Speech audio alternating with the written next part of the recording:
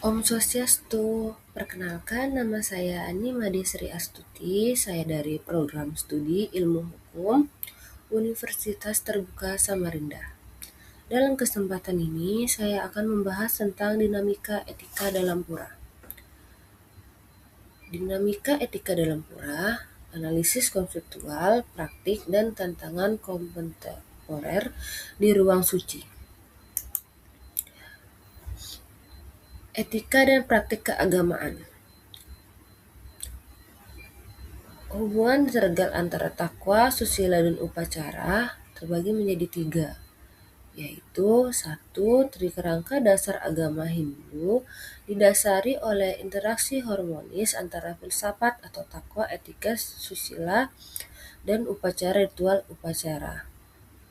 Yang kedua, susila di pura. Pura adalah ruang sakral tempat ritual berlangsung. Penerapan susila yang ketat saat berada di pura adalah manifestasi dari permohonan filosofis takwa yang agung. Yang ketiga, bentuk bakti nyata menjaga perilaku upacara dan keberhasilan diri bukan sekedar aturan formalitas, melainkan wujud cinta, kasih, serta bakti atau bakti marga yang nyata ke hadapan ide Sang Hyang Widiwasa. Selanjutnya, pura di era kontemporer itu terbagi menjadi 2, yaitu pusat spiritual dan pusat sosial atau budaya. Pusat spiritual dalam ranah kontemporer, pura berfungsi utama sebagai asas spiritual atau sada loka. Di tengah laju modernisasi yang menuntut pura menjadi tempat penyembah jiwa atau melahat dan penerangan pikiran yang terbebas dari kebisingan dunia. Kemudian pusat sosial atau budaya, lebih dari sekedar tempat pemujaan, pura adalah wadah peradaban umat Hindu. Pura memfasilitasi integrasi sosial melalui kegiatan gotong royong atau ngayah, pelestarian seni sakral, dan penguatan nilai-nilai kebersamaan berbasis kreatif lokal. Selanjutnya, konsep Trimandala. Konsep Trimandala, filosofi zonasi ruang suci pura berdasarkan kompetensi kosmologi Hindu yang melambangkan tingkat kesucian dari alam fisik kasar hingga alam rohani yang murni. Selanjutnya, Nista Mandala, zona terluar atau jaba sisi. Seperti gambar yang di samping. Zona terluar atau jaba sisi, Nista Mandala melambangkan blur loka atau alam fisik atau bumi, berfungsi sebagai area penyangga sekuler sebelum umat menampakkan kaki ke wilayah suci. Wilayah ini digunakan untuk mempersiapkan sesajen, tempat parkir, dan pemantasan seni yang bersifat profan atau setengah sakral. Selanjutnya, Mandala.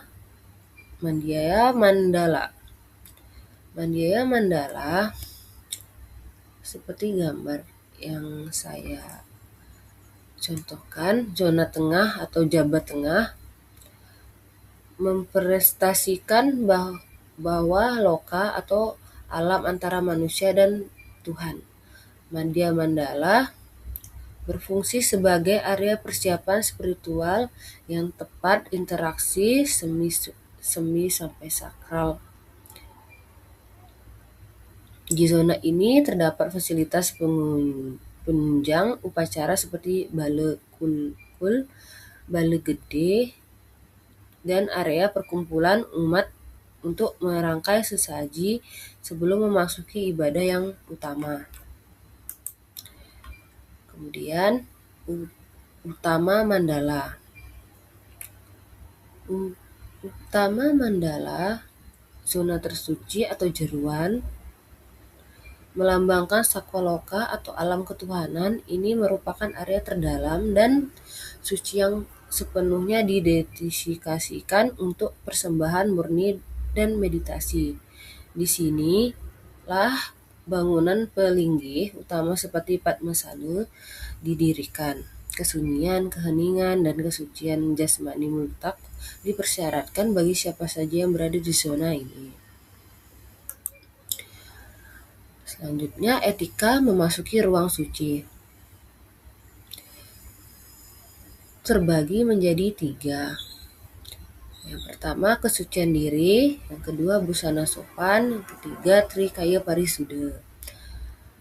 Kesucian diri menjamin kesucian lahir dan batin, bebas dari kondisi sebel atau cuntaka atau berduka, meditasi, luar luka, demi melihara getaran spiritual pura yang murni. Busana sopan mengenakan pakaian adat ringan atau madya yang rapi dan bersih, serta mengikat pinggang dengan selendang atau centong sebagai simbol pengendalian nafsu indera. Yang ketiga, trikaya parisuda, berkomitmen menjaga kebaikan pikiran atau manacika, santunnya perkataan wacika, dan sucinya perbuatan kaika selama berada di kawasan suci. Kemudian, urgasi etika bagi kesucian. 100% kesakralan vibrasi. Mengapa etika sangat vital? Pura bukan sekedar situs fisik, melainkan ruang akumulasi energi spiritual dan getaran kosmis murni yang dihidupkan melalui doa yang tulus selama beradab-adab. Pelanggaran etika merusak harmonisasi vibrasi kesucian atau sakral egologi.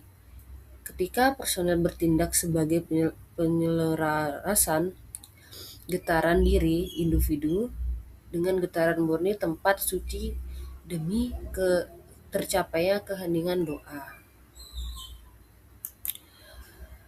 Selanjutnya, tantangan era modernisasi terbagi menjadi 3.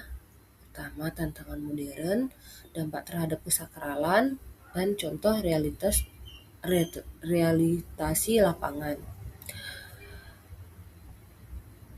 Tantangan modern terbagi menjadi 3, dinastaraksi teknologi, komodifikasi wisata, dan erosi pengetahuan.